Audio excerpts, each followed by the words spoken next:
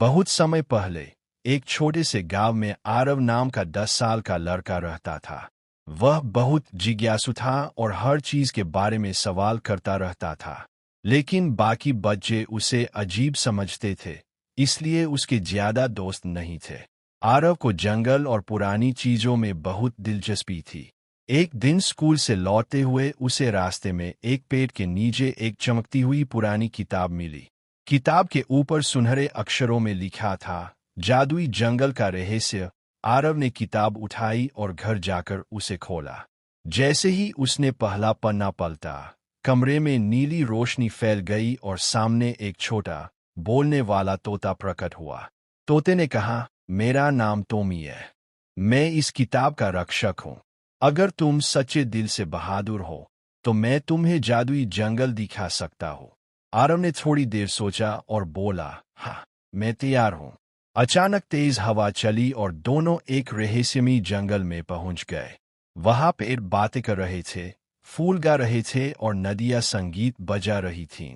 आरव हैरान था, यह दुनिया किसी सपने जैसी थी। वहां उसकी मुलाकात 3 जानवरों से हुई, एक चालाक लोमड़ी जिसका नाम फॉक्सी था, एक प्यारा हाथी गोपू और एक तेज गिलहरी चीकू। उन्होंने आरव को बताया कि इस जंगल में एक समय बहुत खुशियां थी, क्योंकि यहाँ एक जादुई क्रिस्टल था जो सबको खुश रखता था। लेकिन कुछ साल पहले एक दुष्ट जादूगर, काला नाग, ने वह क्रिस्टल चुरा लिया था। अब जंगल धीरे धीरे अंधेरे और डर से भरता जा रहा था। आरव ने कहा, अगर मैं उस क्रिस्टल को वापस लाऊं तो क्या जंगल फिर से खुश हो जाएगा? सबने एक साथ कहा, हाँ।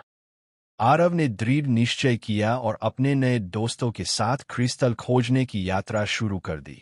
रास्ते में उन्हें बहुत सी मुश्किलें आईं। एक जादुई झील जिसने पहेलियां पूछी, बोलने वाले पेड़ जिन्होंने रास्ता रोका, और एक गुफा जहां डरावने राक्षस रहते थे। लेकिन हर बार आरव ने अपनी समझदारी, दया और हिम्मत से रास्ता निकाला। आखिरकार वे पहुंचे काला नाग के महल में। वहां चारों ओर अंधेरा, बिजली की गड़गड़ाहट और डरावनी हंसी गूंज रही थी। काला नाग बोला, जिसे यह क्रिस्टल चाहिए उसे पहले अपने डर से लड़ना होगा। आरव ने आंखें बंद की और कहा, मैं अपने दोस्तों के लिए कुछ भी कर सकता हूँ, मैं नहीं डरता।